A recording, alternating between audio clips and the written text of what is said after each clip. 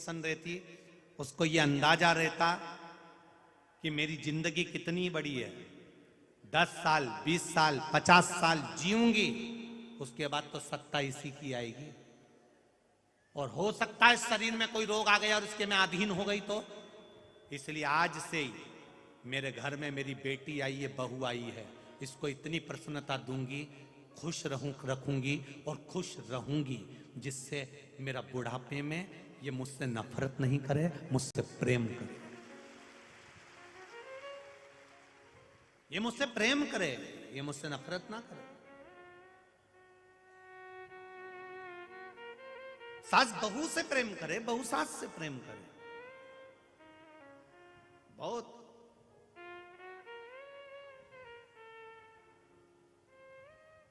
तुम अगर किसी मंदिर में नहीं भी जाओ ना, और तुम दोनों अगर अच्छे से खुश रह लो ना, कौन कौन बोलो बोलो, जम के बोलो जरा, सास और बहू दोनों अच्छे से खुश रह लो ना, तो तुम्हारे घर में अगरबत्ती और दिया लगाने की जरूरत नहीं पड़ेगी। तुम्हारे पतियों ने ऐसे मुस्कुराएंगे, इतने खुश, उनके चेहरे की प्रसन्नता आतिशबाजी जैसी है, रोज फटाके फूट रहे हैं, फुलझड़ियां जल रही है, पर तुम दोनों का चेहरा देखकर वो दुकान से आते हैं तो उनकी खुद हालत खराब हो जाती है, खुद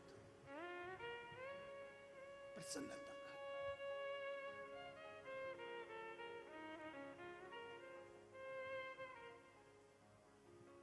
क्या लाए थे, क्या ले जाओगे?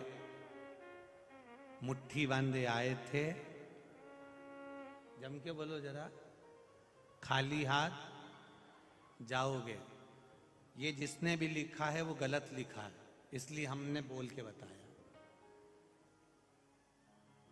ये जितने तुम कथा सुन रहे हो टीवी पर, मोबाइल पर और यहाँ पंडाल में, तुम कोई भी खाली हाथ नहीं जाओगे।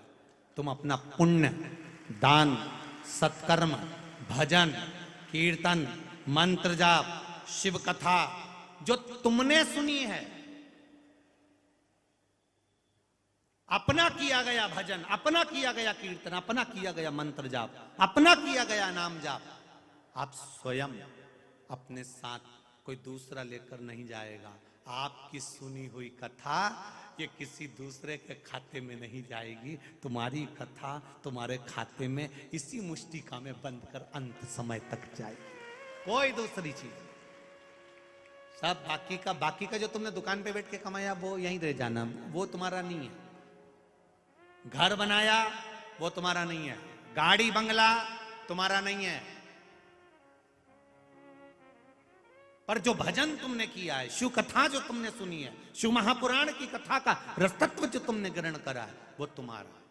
हम दूसरे को ना समझाएं, अपने आप को समझाएं। मेरे महादेव ने पार्वती जी को अमर कथा सुनाई है, और वो अमर कथा कोई दूसरी नहीं थी, यही पुराण, यही वेद, यही शास्त्र है, यही श्रीमद् भागवत, यही राम कथा, यही शिव कथा, यही विष्णु पुराण, यही अग्नि पुराण, यही नर्मदा पुराण, यही पद्म पुराण, यही कूर्म पुराण, यही ब्रह्मवीरता पुराण, यही नारद पुराण, यही पुराणों को भगवान शिव ने श्रवण करा दिया।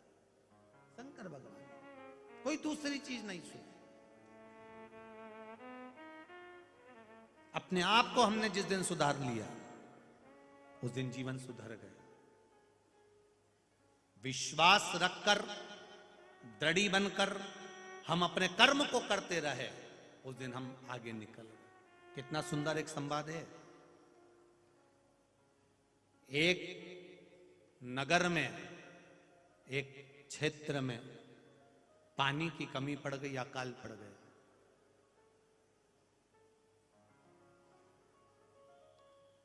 बारह वर्ष का अकाल था। अब विचार करिएगा, 12 वर्ष में लोग पानी नहीं मिलेगा, अन्न नहीं मिलेगा तो मरेंगे नहीं। 12 वर्ष का अकाल क्षेत्र में पड़ गया। कोसों दूर तक पानी नहीं, कोसों दूर, हजार हजार 2-2 हजार किलोमीटर, 1.5-1.5 हजार चले जाओ, पानी नहीं है, अन्न नहीं है। 12 वर्ष का अकाल पड़ गया। लोग त्राही त्राही करने लगे, मरने लगे। 9 वर्ष निकल गए। 9 वर्ष। पार्वती जी ने भगवान शिव जी से कहा, चलो जरा देख कर आए, पृथ्वी को थोड़ा सा दोष लगा है और 12 वर्ष का अकाल का योग बना है। 9 साल निकल गए, हजारों लाखों लोग मर गए, जो बचे हैं कम से कम हम उनका दर्शन तो करिए। शिव जी ने पार्वती जी को नंदी पर बिठाया और नंदी पर बिठाकर भगवान शंकर पार्वती जी को लेकर भ्रमण के लिए निकले। भ्रमण के लिए निकले तो उन्होंने क्या देखा कि एक किसान, एक काश्तकार किसान कंधे पर हल लेकर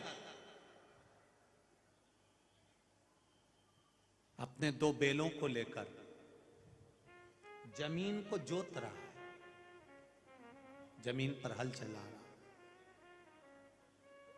पार्वती जी ने शिव जी से कहा, अकाल के तो 9 साल हुए हैं, अभी 2-3 साल बाकी हैं। जब इतने साल बाकी हैं तो अभी से हल चलाकर इसको कौन सी कुछ चीज मिल जाना है। और दुबला पतला हो रहा है बेचारा किसान काश्तकार, दुबला हो रहा है, पतला, बैल भी सूख रहे हैं क्योंकि उनको कुछ खाने को नहीं मिल रहा, पीने को नहीं मिल रहा, किसान भी दुबला हो रहा है। पार्वती जी ने शिव जी से कहा, भोलेनाथ ये बेचारा क्यों परेशान हो रहा है? जब पानी गिरना ही नहीं है, जलवृष्टि होना ही नहीं है, तो हल चलाने से मतलब क्या है किसान को? शिव जी ने कहा, मुझे नहीं मालूम, तू पूछिए जाके अब किसान से। पार्वती जी ने एक बूढ़ी माता का रूप धारण करा, किसान के पास जाकर, काश्तकार के पास जाकर पूछा, भैया 12 वर्ष तक अकाल पड़ना है पूरी पृथ्वी पर, तुम्हें मालूम नहीं होगा, पर मुझे किसी संत ने बताया है कि 12 वर्ष तक अकाल पड़ेगा और अभी तो 9 साल हुए हैं, तुम ये हल जमीन पर क्यों चला रहे हो? किस लिए चला रहे हो? किसान ने कहा, माता जी मैं किसान हूं, मेरी आदत है हल चलाने की, अगर मैं नहीं चलाऊंगा तो मैं कहीं शरीर बेकार ना हो जाए, काम करता रहूंगा तो मेरा शरीर अच्छा बना रहेगा, इसलिए मैं हल इसलिए चला रहा हूं कहीं मैं हल चलाना भूल ना जाऊं, इसलिए मैं हल चलाता हूं, रोज चलाता हूं, रोज जमीन को तैयार करता हूं, रोज। तो पानी तो गिर ही नहीं रहा, जलवृष्टि तो हो ही नहीं रही, फिर हल चलाने से मतलब क्या? भले जलवृष्टि ना हो पर अपन अपना कर्म तो करें।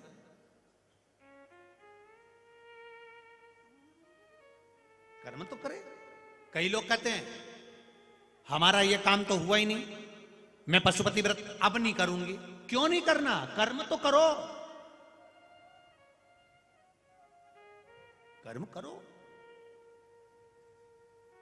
बैंक के लॉकर में 2 चाबियां होती हैं, एक मैनेजर लगाता है, एक तुम लगाते हो। जिसने बैंक के लॉकर में रकम रखी होगी, पैसा धेला या पैसा सोना चांदी रखा होगा, उनको मालूम होगा 2 चाबी होती है उस लॉकर की। एक चाबी तुम्हारे पास में है और एक मैनेजर के पास में है। तुम्हारी चाबी कितनी भी जाकर घुमा लो, ताला खुलेगा? जम के तो बोलो, नहीं खुलेगा। मैनेजर कितनी भी चाबी घुमा ले, ताला खुलेगा? नहीं खुलेगा। चाबी दोनों लगना चाहिए, तब ताला खुलेगा। आप अपने कर्म की चाबी घुमाते रहो, दुकान जाते रहो, काम करते रहो, व्यापार करते रहो, और अपनी पढ़ाई की तैयारी करते रहो, अपनी विद्या की तैयारी करते रहो, अध्ययन करते रहो, कर्म करते रहो, और कर्म की चाबी घुमाते रहो, घुमाते रहो, घुमाते रहो। और फिर चाबी को घुमाते घुमाते आवाज लगाओ मैनेजर को, सर ताला नहीं खुल रहा।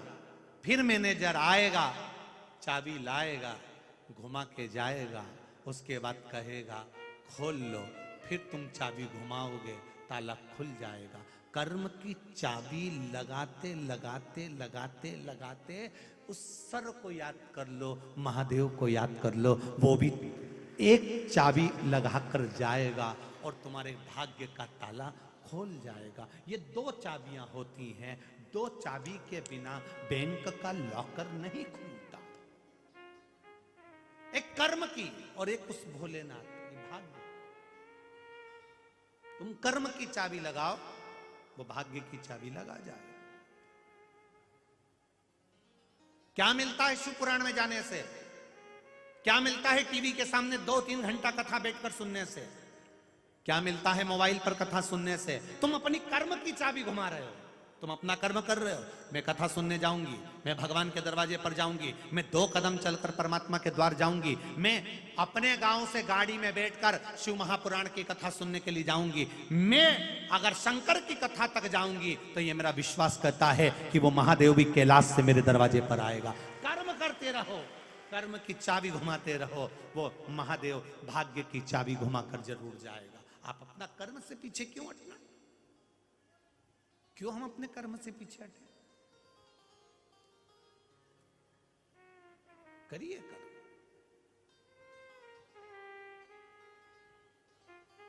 किसान रोज हल चला रहा है, कहीं में हल चलाना ना भूल जाऊं। मेहनत कर रहा है, रोज कर रहा है, कर्म कर रहा है, फल मिलेगा। पार्वती जी ने सुना, देवादिदेव महादेव के पास पहुंच गई। शिव जी ने पूछा, पूछिए ही, हाओ क्या बता रहा है? किसान बोल रहा है कि मैं हल चलाना भूल ना जाऊं, इसलिए रोज हल चलाता हूं। गांव के सब लोग उस पे हंसते हैं, ठिठोली उड़ाते हैं कि रोज हल चढ़ाता है। उसी तरह दुनिया के लोग आप पर भी हंसेंगे, ठिठोली उड़ाएंगे।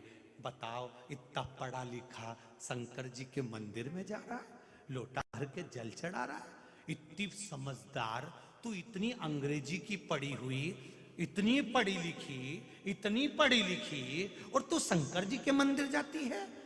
दुनिया के लोग कहेंगे बेटियों से, दुनिया के लोग कहेंगे बेटों से, दुनिया के लोग कहेंगे आपसे, पढ़े लिखे जमाने में रहते हो, आज के युग में जियो, क्यों महाराज के चक्कर में पड़े हो और शंकर जी के मंदिर क्यों जा रहे हो? ये दुनिया के लोग हंसेंगे, ठिठोली उड़ाएंगे, कहेंगे। पर किसान को भी लोग कहते थे, पानी नहीं गिर रहा तो हल क्यों चला रहा है, पानी नहीं गिर रहा तो हल क्यों चला रहा है? पर उसने हल चलाना बंद नहीं करा। पार्वती जी ने शिव जी से कह दिया, भोलेनाथ वो किसान हल चलाना ना भूल जाए, इसलिए वो रोज हल चलाता है। अब मुझे टेंशन बहुत सारी हो गई है। शिव जी ने पूछा, तुझे काहे की टेंशन हो गई? पार्वती जी बोली, तुम्हारी झोली में जो कंधे पे झोली टंगी रहती है, उसमें एक शंख है, जिसको वर्षा शंख कहते हैं। तुम जब जब बजाते हो तब तब वर्षा होती है। पर प्रभु 9 साल निकल गए, तुमने एक बार भी शंख बजा के देखा? शिव जी बोले, उससे क्या होगा? पार्वती जी बोली, किसान हल इसलिए चला रहा है कि हल चलाना ना भूल जाए। मुझे तो लगता है कि तुम भी शंख बजाना भूल गए। शिव जी ने पार्वती से कहा, ऐसा नहीं हो सकता कि मैं शंख बजाना भूल जाऊं, ये कभी नहीं हो सकता। पार्वती जी बोली, मैं तुम्हारी बात मान ही नहीं सकती, मैं नहीं मान सकती कि तुम शंख बजाना नहीं भूले। शिव जी बोले, पार्वती तू मुझे हल्का फुल्का समझती है क्या? मैं शंख बजाना कभी नहीं भूल सकता। पार्वती जी बोली, फालतू की बात मत करो, मुझे सब मालूम है, तुम्हें शंख बजाना 9 साल में तुम भूल चुके हो, पक्के में भूल चुके हो।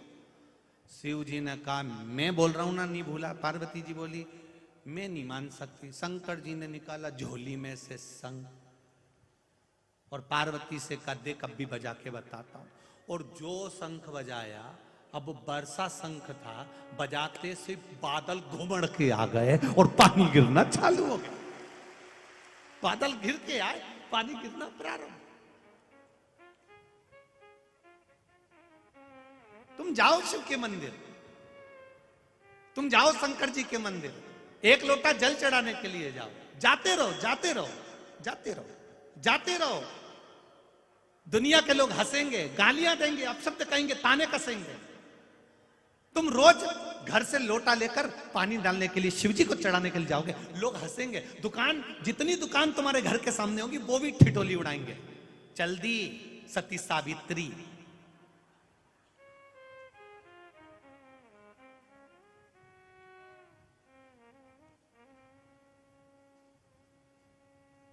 तुकाराम जी को लोगों ने अपशब्द कहा, एकनाथ जी को लोगों ने अपशब्द कहा, ज्ञानेश्वर जी को लोगों ने अपशब्द कहा, नामदेव जी को लोगों ने अपशब्द कहा, जनाबाई को लोगों ने अपशब्द कहा, मुक्ताबाई को लोगों ने अपशब्द कहा, मीराबाई को कहा, कर्माबाई को कहा। अगर ये दुनिया के लोग अपशब्द कहते थे और ये इनके कहने में अगर रुक जाती ना, मीरा, जना, मुक्ता, अगर इनके कहने पे रुक जाती तो इनको गिरधर और हरि विठल नहीं मिलता, यह पक्का था। ये रुकी नहीं, ये इनके कहने पर नहीं रुकी, चलती रही, जाती रही। तुमसे कोई कहे शिव मंदिर क्यों जा रहे हो, तुमसे कोई कहे शंकर जी के मंदिर जाने से क्या मिलता है,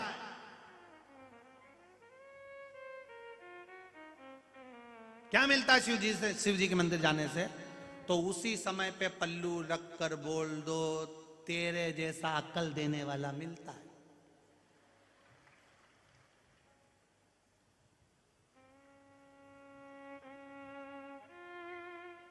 लोग होटल जाते हैं तो कभी तुमने पूछा उससे कि होटल जाने से क्या मिलता है? मॉल में लोग घूमते हैं तो कभी पूछो उससे मॉल में जाने से क्या मिलता है? फिल्म देखने जाएं तो उनसे पूछो थिएटर में जाने से क्या मिलता है, फिल्म देखने से क्या मिलता है। लोग ना फिल्म वाले को टोकते हैं, ना होटल वालों को टोकते हैं, ना मॉल वाले को टोकते हैं, ना रोड पे घूमने वाले को टोकते हैं। दुनिया के लोग टोकते हैं तो केवल मंदिर जाने वाले को ही टोकते हैं। चल दी, क्या करोगे, क्या रखा, क्या काम।